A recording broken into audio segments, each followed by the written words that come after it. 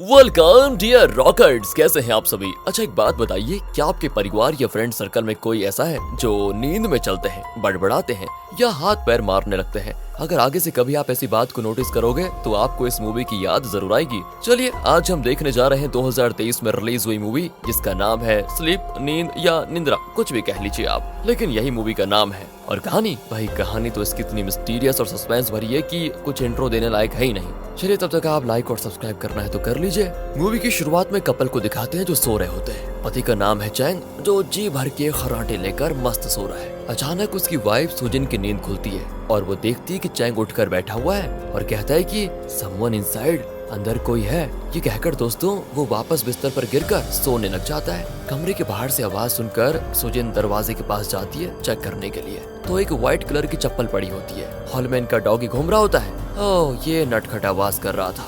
ये सोचकर सुजिन उसे उठाकर अंदर छोड़ देती है और फिर सोने की कोशिश करती है, लेकिन चैंग के खर्राटे उस बेचारे को सोने नहीं देते। उसके एक पैर में चप्पल होती है और वो भी गिर जाती है। तो क्या यही नींद में चल रहा था? फिलहाल तो पता नहीं, आगे पता चलेगा। चलिए सुबह हो गई है। चैंग जल्दी उठकर ऑफिस के लिए तैयार होता है, लेकिन सुजिन लेट उठती है क्योंकि रात भर वो सोई नहीं थी। चैंग सुजिन से कहता है कि मैंने नाश्ता बना दिया है, उठकर खा लेना। और ये कहकर दोस्तों वो अपने ऑफिस चला जाता है। एक और चीज ये है कि सुजिन अभी प्रेग्नेंट है। वो भी रेडी होकर ऑफिस जाने के लिए दरवाजा खोलती है तो नीचे वाले फ्लैट से एक औरत दरवाजे के ठीक आगे खड़ी थी और दरवाजा उसकी नाक पे लग जाता है। वो गिर जाती है। सुजिन भी उसे सॉरी कहती है, लेकिन वो कहती है कोई बात नहीं, मैं तो तुम्हारे लिए मिठाई लेकर आई थी। सुजिन थैंक्स कहती है। वो औरत बताती है मुझे इस बिल्डिंग में आए 10 दिन हुए हैं और रोज तुम्हारे घर से रात को अजीब आवाजें आती है। कल रात तो मैं डर ही गई। तब सुजिन माफी मांगती है और कहती है शायद हमारा डॉगी कुछ टटोल रहा होगा। एक काम करूंगी, मैं उसको बांध के रखूंगी आज से, आप फिक्र मत कीजिए। इसके बाद दोस्तों सुजिन ऑफिस चली जाती है। काम के बाद शाम को दिखाते हैं तो चैंग उसे पिकअप करने आता है। तो सुजिन बताती है नीचे वाली पड़ोसन आई थी आज और शिकायत करने लगी कि रात भर हमारे घर से आवाजें आती है। नीचे वाली औरत? नीचे तो बुजुर्ग आदमी रहता था, वो कहाँ गया? अरे घर खाली कर दिया होगा, तभी तो ये महारानी आई थी और शिकायत करके ये मिठाई भी देकर चली गई। मैंने वैसे खाया नहीं है इसको, लेकिन अब मुझे बड़ा गुस्सा आ रहा है तो मैं मिठाई जरूर खाऊंगी, कहकर वो हंसकर मिठाई खा लेती है। दोस्तों घर आकर वो चैंग को बताती है कल रात तुम नींद में कहने लगे कि अंदर कोई है। मुझे तो सच में यार बहुत डर लग गया था उस समय। वैसे तुमने ऐसा कहा क्यों था? चैंग कहता है कि देखो मुझे तो कुछ याद नहीं है। और दोस्तों तब टीवी पर एक ड्रामा चल रहा होता है जिसमें चैंग कोई रोल कर रहा है। चैंग एक एक्टर है जो फिलहाल टीवी शोज में छोटे मोटे रोल कर रहा है। चैंग कहता है कि यार इसे बंद कर दो प्लीज, इसमें मेरी एक्टिंग एकदम बेकार है, बंद करो इसे। वाकई में दोस्तों उस सीन में चैंग की एक्टिंग जरा बेकार ही थी। और जब चैंग सो जाता है ना तो सुजिन उसकी स्क्रिप्ट को उठाकर पढ़ती है। उसके अगले ड्रामा का डायलॉग था कि अंदर कोई है। ओहो, शायद इसी को वो नींद में बड़बड़ा रहा था। ये सोचकर सुजिन थोड़ा रिलैक्स हो जाती है। बस देखिए अब क्या होता है। अब चैंग सो रहा है तो सुजिन को लगता है कि नींद में उसके मन की गहराइयों से सच्ची बात निकलेगी। इसलिए वो पूछती है कि जब मेरा पेट बड़ा हो जाएगा और मेरी चाल अजीब हो जाएगी तो तुम्हारा प्यार कम तो नहीं होगा ना मेरे लिए? वो नींद में कहता है नहीं होगा। अच्छा, और तुम्हारे टीवी ड्रामा में बहुत सारी खूबसूरत एक्ट्रेस होंगी है ना, है कि नहीं? दोस्तों इसका वो कोई जवाब नहीं देता। सुजिन उसको जोर का थप्पड़ मारना चाहती है, लेकिन फिर प्यार से उसके गले पे धीरे से मारती है। वो गाल खुजाने लग जाता है। सुजिन उसका हाथ पकड़ लेती है कि खुजाओ मत यार। तब सुजिन उसके सीने पर हाथ रख देती है तो वो शांत हो जाता है। सुजिन भी सो जाती है। कुछ देर के बाद चैंग अपने गाल को बुरी तरह खुजाने लग जाता है। सुजिन फिर उठकर उसका हाथ पकड़ लेती है और उसके सीने पे हाथ रखती है, उसे शांत करती है। अब सुबह अलार्म बजता है तो सुजिन चैंग को जगाती है कि अरे तुम्हें शूटिंग के लिए देर हो रही है, लेकिन वो उठता नहीं। दोस्तों सुजिन आंखें खोलकर उसका चेहरा देखती है तो एकदम शॉक होकर चिल्ला देती है। अब चैंग उठकर पूछता है कि चिल्ला क्यों रही हो? फिर वो अपने गालों पर हाथ रखता है तो उसके गालों में जलन होती है और वो दर्द के मारे चिल्लाता है। असल में कल रात उसने अपने गाल को इतना जोर का खुजाया था कि गाल छिल ही गया और खून निकल रहा था। सुजिन दवा लगाती है और कहती है चलो हॉस्पिटल चलते हैं, लेकिन चैंग को तो जल्दी से शूटिंग के लिए भी निकलना था तो वो निकल जाता है। सुजिन फर्श पर भी खूनों की बूंदों को देखती है। उसको तो डर लगता है कि कहीं चैंग ने नींद में डॉगी का कुछ कर तो नहीं दिया। बेड के नीचे से डॉगी की आवाज आती है, लेकिन शुक्र है उसको कुछ नहीं हुआ था। सुजिन डॉगी को बुलाती है लेकिन वो बाहर नहीं आता। बेड के नीचे फर्श पर बहुत सारा खून होता है जो सुजिन को नहीं दिखता क्योंकि वहाँ पर उतनी रोशनी नहीं पड़ती। एंड फिर सुजिन ऑफिस जाती है, लेकिन काम में उसका ध्यान नहीं लगता और वो नेट पर सर्च करती है कि नींद में इस तरह खुजाने का क्या मतलब होता है। तब उसे पता चलता है कि ये एक स्लीप डिसऑर्डर का सिम्टम है। उसके बाद वो स्लीप डिसऑर्डर को ठीक करने वाले क्लिनिक्स की जानकारी भी निकाल लेती है। घर पर यहाँ चैंग बहुत उदास बैठा होता है क्योंकि उसे जो छोटा रोल मिला था वो गाल पे लगे प्लास्टर की वजह से हाथ से निकल गया। मैं सोचता हूँ कि क्यों ना ये एक्टिंग छोड़कर रियल एस्टेट बिजनेस में कुछ करूँ। तो दोस्तों वो उसके बारे में एक बुक भी खरीद कर लेकर आया था। सुजिन उसको समझाती है, देखो एक्टिंग तुम्हारा पैशन है, आज नहीं तो कल तुम्हें कोई बढ़िया रोल मिल जाएगा और फिर देखो हमारे पास सब कुछ होगा, पैसे होंगे, इज्जत होगी, इतनी जल्दी हार मत मानो तुम। लेकिन वो नहीं मानता। तो सुजिन कहती है कि जब तक मैं नहीं कहती कि तुम एक्टिंग छोड़कर दूसरा काम करो तब तक तुम अपना पैशन छोड़ने की बात भी मत करना, समझे।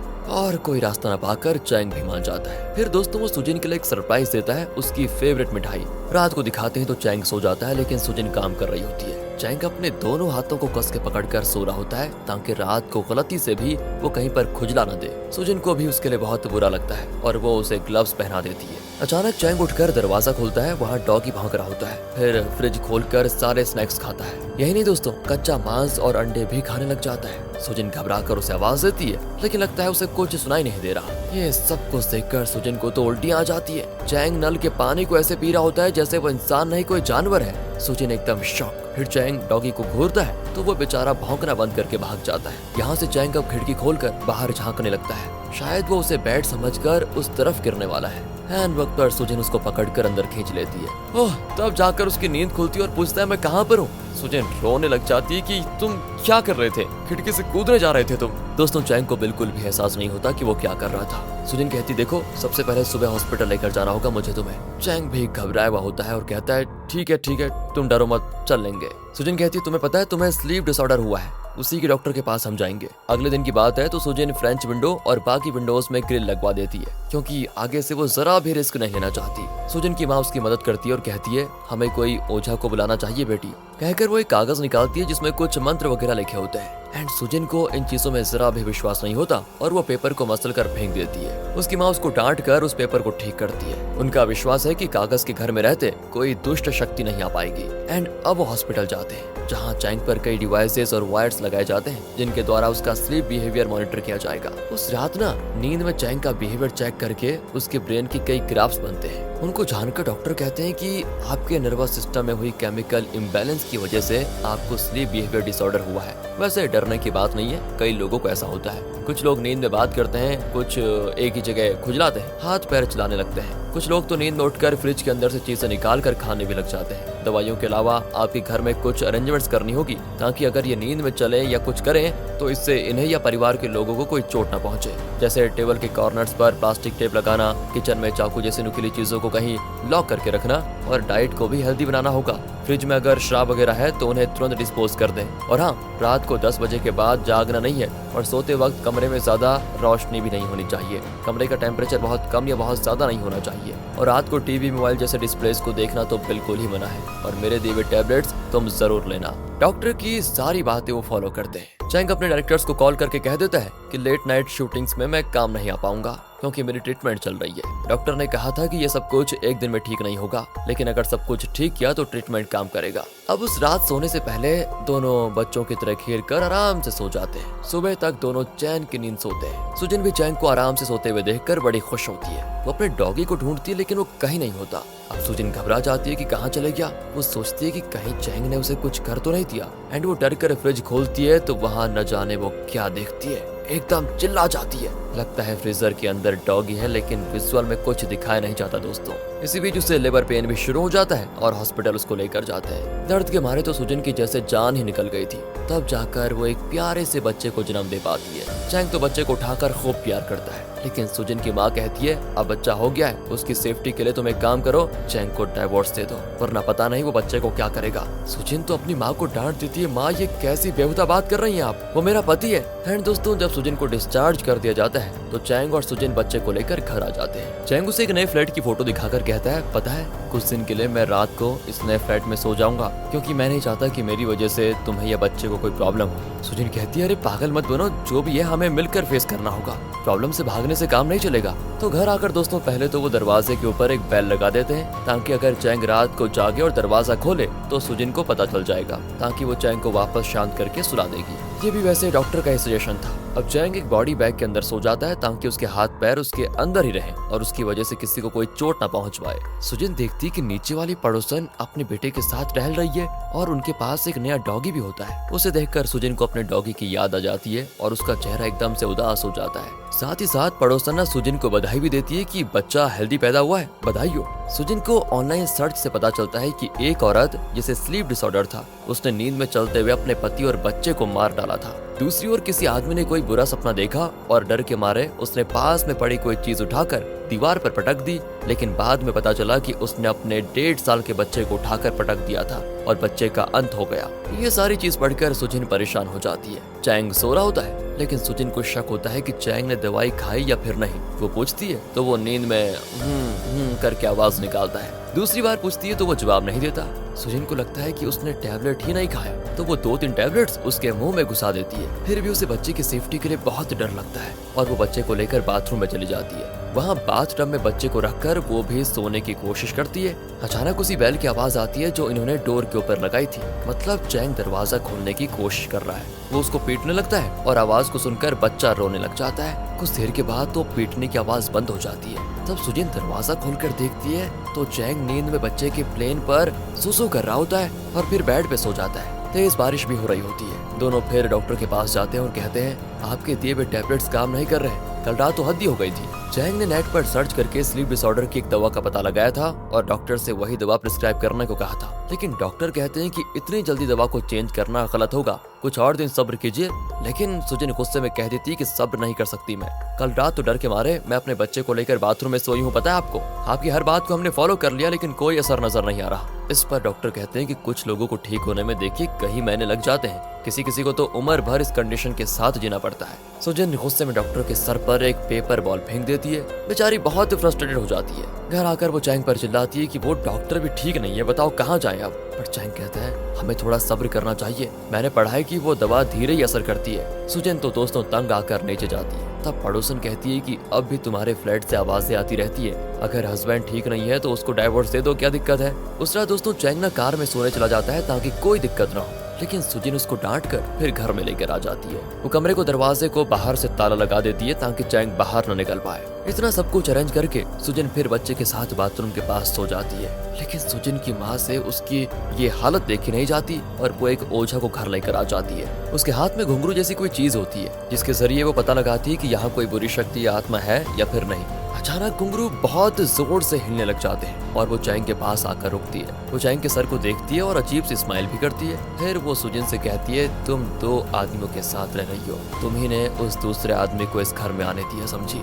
सुजिन की तो दोस्तों कुछ समझ में नहीं आता और हमारी भी। फिर वो चैंग से पूछती है कि तुम्हारे शरीर में कहीं खुजली हो रही है क्या। वो घुंघरू को चैंग के सामने बहुत जोर से हिलाती है और अजीब सी आवाज में सुजिन को देखकर कहती है मुझे कुत्ते के भौंकने और बच्चे के रोने से सख्त नफरत है। इन आवाजों के बिना मैं चैन से रहना चाहता हूँ और वो भी सिर्फ तुम्हारे साथ। लगता है ओझा के जरिए उस दूसरे आदमी की आत्मा सुजिन से ये सब कुछ कह रही है। ओझा कहती है वो आदमी जो भी था तुमसे बहुत ज्यादा प्यार करता था और मरने के बाद भी सिर्फ तुम्हें पाने के लिए ही उसकी आत्मा चैंग के अंदर घुसी है। तुम अच्छे से याद करो कि तुम्हारी लाइफ में ऐसा कोई आदमी था या फिर नहीं। अगर उसका नाम पता चले तो हम उसकी आत्मा को चैंग के शरीर से भगाने की कोशिश करेंगे। वो सुजिन को दोस्तों 3 कार्ड्स देती है और कहती है 2 को बेडरूम में रखो और 1 को हॉल में। फिर वो चैंग को कुछ छिड़क कर कहती है तैयार रहो, मैं तुम्हें भगाने के लिए जल्दी आऊंगी। रात की बात है। सुजिन बच्चे के तकिए के नीचे एक दाना देखती है। फिर वो कुछ लड़कों की लिस्ट बनाती है जो स्कूल से लेकर कॉलेज तक उसके पीछे पड़े हुए थे। उनके सोशल मीडिया प्रोफाइल्स को देखकर उसे पता चल जाता है कि ज्यादातर आदमियों की शादी हो चुकी थी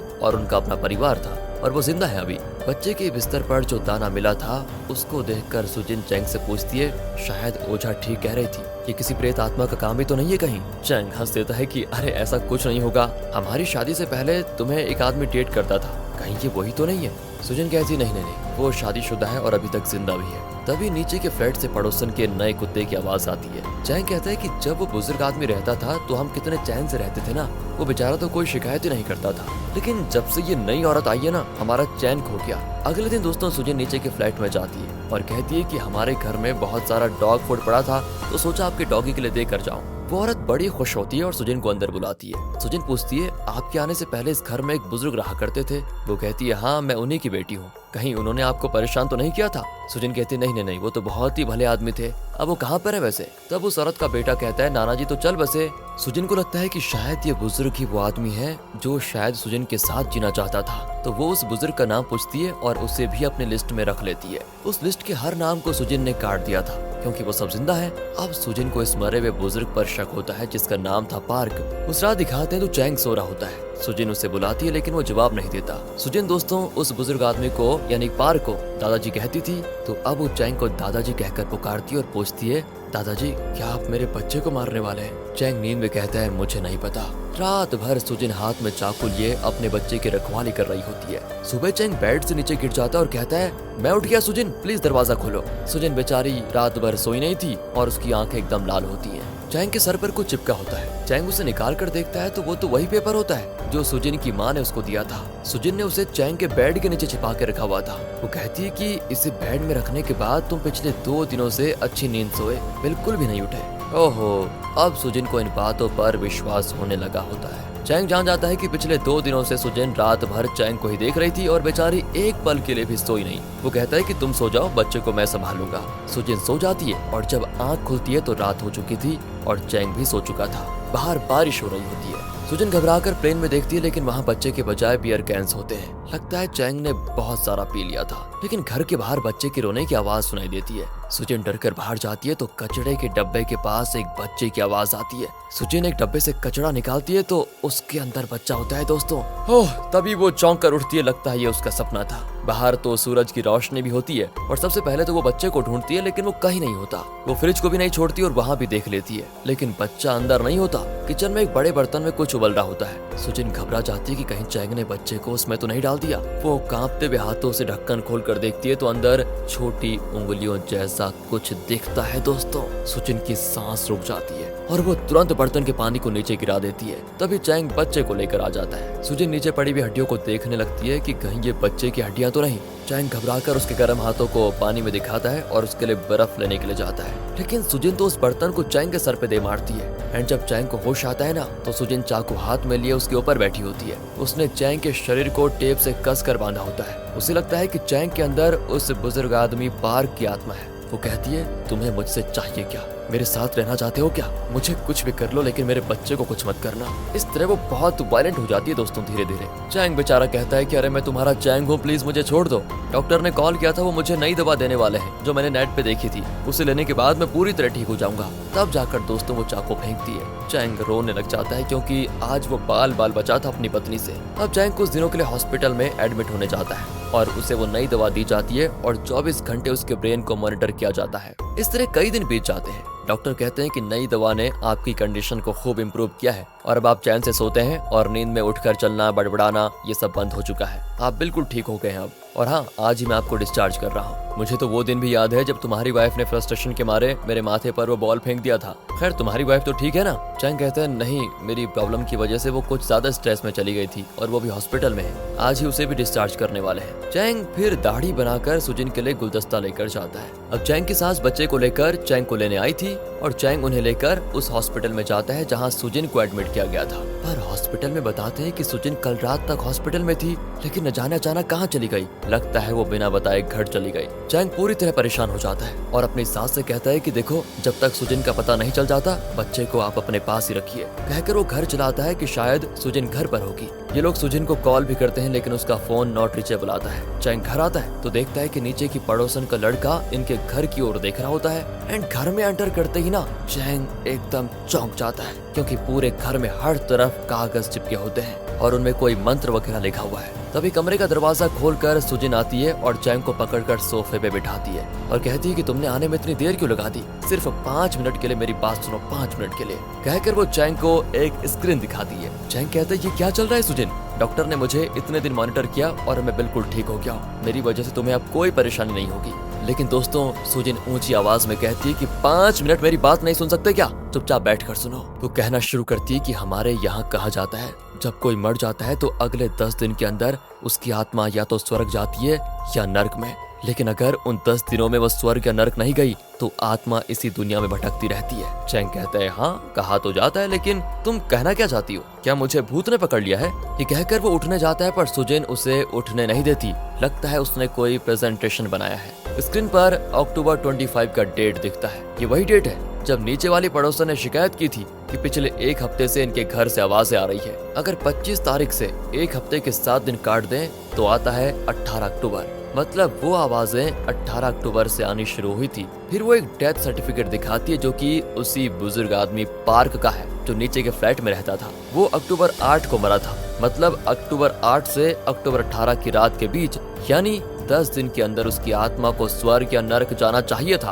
पर उसकी आत्मा नहीं गई। इसीलिए अक्टूबर 18 से लेकर हमारे फ्लैट से अजीब आवाजें आने लगी थी और उसी दिन से तुम नींद में अजीब बर्ताव करने लगे थे। और अक्टूबर 25 को तुमने नींद में कहा था कि अंदर कोई है। चैंग कहता है कि अरे वो तो मेरी स्क्रिप्ट का डायलॉग था, तुमने खुद ही स्क्रिप्ट को पढ़ा था। लेकिन सुजिन कहती है कि स्क्रिप्ट में लिखा था घर में कोई है और तुमने नींद में बड़बड़ाया था कि अंदर कोई है। अंदर का मतलब घर के अंदर नहीं बल्कि तुम्हारे अंदर कोई है, तुम्हारे शरीर में। एंड फिर वो कुछ फोटोज दिखाकर कहती है कि जिनके अंदर भूत आत्माएं घुस जाती है ना, वो अपने शरीर पर इस तरह बुरी तरह खुजलाकर घाव कर देते हैं। एंड तुमने भी उस दिन अपने गालों को इसी तरह खुजलाकर घाव किए थे। सिर्फ यही नहीं, ऐसे लोग शरीर की एनर्जी के लिए कच्चा मांस खाते हैं। एंड तुमने भी एक दिन फ्रिज खोलकर बहुत सारा कच्चा मांस खाया था। और जब ऐसे लोगों को एनर्जी मिल जाती है तो उनके अंदर की आत्मा उन लोगों को मार डालती है जिन्होंने उन्हें परेशान किया था। मतलब और नीचे वाला बुजुर्ग पार्क जब जिंदा था तो जरूर उस हमारे डॉगी के भौंकने से उसको चिढ़न हुई होगी। इसीलिए उसकी आत्मा जो तुम्हारे अंदर थी उसने सबसे पहले हमारे डॉगी को मार डाला। यानी तुमने डॉगी को मार डाला। बोलो मैं सच कह रही हूँ ना? अब इतनी देर की बातें हो गई है। चैंग सुजिन की किसी भी बात को मानने को तैयार नहीं होता, लेकिन अब उसका चेहरा बदलने लग जाता है। वो कहता है ठीक है चलो 1 मिनट के लिए मान लिया कि तुम ठीक कह रही हो, लेकिन अब तो मैं ठीक हो गया हूँ ना। तुम बस ये समझ लो कि वो बुरी आत्मा मुझे छोड़कर चली गई है एंड अब हम दोनों को मिलकर चैन से रहना चाहिए और अपने बच्चे की बस देखभाल करनी चाहिए। तभी सुजिन दोबारा स्लाइड को देखती है जिसमें कुछ लिखा होता है। उसमें एक फोटो भी होती है जिसमें चैंग बिना ड्रेस के कई लोगों के बीच लेटा होता है। वो गहरी नींद में होता है और उसे सुध बुध नहीं होती कि वो कहाँ है, किस तरह से लेटा हुआ है। और ये पार्क के मरने के बाद 49वां दिन है। सुजिन, उसकी माँ, ओझा और कई लोगों ने मिलकर चैंग के शरीर से पार्क की आत्मा को भगाने के लिए झाड़ फूंक की थी। लेकिन चैंग इस बारे में कुछ नहीं जानता था, इसलिए फिलहाल तो दोस्तों वो शॉक में है। फिर वो शांत होकर पूछता है कि अगर तुम लोगों ने आत्मा को भगा दिया तो मैं अब तो ठीक हूँ ना, फिर प्रॉब्लम क्या है? सुजिन कहती नहीं, पार्क की आत्मा तुम्हें छोड़कर जाने को तैयार नहीं थी और इस वक्त भी वो यहीं पर मौजूद है। लेकिन उस दिन झाड़ फूंक करने के बाद हमने तुम्हारे शरीर में संभंग नाम का एक निशान बनाया था एंड उस निशान को बनाने के 50 दिन तक वो आत्मा तुम्हारे शरीर को कुछ नहीं कर पाएगी। चैंग अपनी पीठ पर वो निशान देखता है। सुजिन बताती है कि इस निशान को बनाने के बाद ही तुम्हें हॉस्पिटल में एडमिट किया गया था, इसलिए तुम आराम से सो पाए और सारे टेस्ट ये दिखा रहे थे कि तुम्हारा ब्रेन एकदम ठीक है और तुम्हें कोई स्लीप डिसऑर्डर नहीं है। असल में उन 50 दिनों में पार्क की आत्मा तुम्हारे दिमाग और शरीर पर कोई असर नहीं कर पाई, इसीलिए तुम्हें लगा कि तुम ठीक हो गए हो। लेकिन कल संभांग के 50 दिन पूरे हो चुके थे। मतलब आज रात पार्क की आत्मा फिर तुम्हारे शरीर पर कब्जा कर लेगी। तुम पहले की तरह हो जाओगे और न जाने किसके साथ क्या करोगे। चैंग दोस्तों चिढ़कर लाइट ऑन करता है और बेडरूम में जाकर लॉक कर देता है। अब सुजिन कहती है कि किसी के मरने के 100 दिन के बाद भी अगर वो स्वर्ग या नर्क नहीं गया तो उसके बाद उसकी आत्मा कहीं नहीं जा सकती, उसे इसी दुनिया में रहना पड़ेगा। पार्क के मरे हुए 100 दिन से ज्यादा हो गए हैं और अब उसकी आत्मा कहीं नहीं जाएगी, यहीं रहेगी। तुम भूल गए क्या कि ओझा के जरिए उस आत्मा ने क्या कहा था? उसने कहा था कुत्ते के भौंकने की आवाज और बच्चे के रोने की आवाज के बिना वो मेरे साथ चैन से रहना चाहता है। और आज पार्क के मरे हुए 100 दिन पूरे होते हैं। आज किसी भी तरह उस आत्मा को हमें इस दुनिया से बाहर भेजना होगा, वरना जिंदगी भर वो हमारे साथ रहेगा और हमारी जिंदगी बर्बाद करके ही छोड़ेगा। प्लीज चैंग मेरी बात सुनो। लेकिन चैंग कहता है कि अब मुझसे तुम्हारा ये पागलपन सहा नहीं जाएगा, मैं सच कह रहा हूँ और मैं ये घर छोड़कर जा रहा हूँ। तुम पता नहीं क्या बकवास कर रही हो, तुम्हें जो करना है करो। इस पर सुजिन दोस्तों एक बड़ा सा बोर्ड उठाकर उसके सर पे मारने लगती है, लेकिन वो झुक जाता है और इस तरह बच जाता है। तब सुजिन कहती है तुम अब भी इस प्रॉब्लम से भागने की कोशिश कर रहे हो चैंग, तुम समझ क्यों नहीं रहे हो? लेकिन जब मुझे पता चला कि तुम्हें स्लीप डिसऑर्डर है और तुम्हारी वजह से मेरे और मेरे बच्चे की जान को खतरा है, तब भी मैं तुम्हें छोड़कर नहीं गई, मैं तुम्हारे साथ थी तब भी। और दोस्तों सुजिन ने जो बोर्ड फेंका था उसमें लिखा हुआ था कि जो भी हो साथ मिलकर फेस करेंगे। चैंग उसे दीवार पर टांग देता है फिर वो शांत होकर पूछता है कि चलो बताओ मुझे क्या करना होगा, बताओ। रात के 9 बज रहे हैं। सुजिन उसके कान में कुछ कहती है जिसे सुनकर वो चौंक जाता है। लेकिन जैसा सुजिन ने कहा था वो फ्रिज का दरवाजा खोलता है, उसमें एक डॉगी मरा पड़ा होता है। चैंग की हालत खराब और वो बाथरूम में जाकर उल्टियां करने लगता है। तब वो देखता है कि सुजिन ने बाथटब में पार्क की बेटी को यानी नीचे वाली फ्लैट की औरत को बांधकर मुंह पे टेप लगा कर रखा होता है। चैंग तुरंत घबरा कर बाहर आता है कि ये क्या है। लेकिन दोस्तों सुजिन के हाथ में एक ड्रिलिंग मशीन होती है। वो पार्क की बेटी को खींचकर बाहर लेकर आती है, फिर उसके मुंह से टेप निकालकर उसके सर पे ड्रिलिंग मशीन रखती है और कहती है कि चुपचाप अपने बाप से वो कहो जो मैंने कहा था, वरना ये ड्रिलिंग मशीन देख रही हो तुम्हारे सर में सारे छेद कर दूंगी।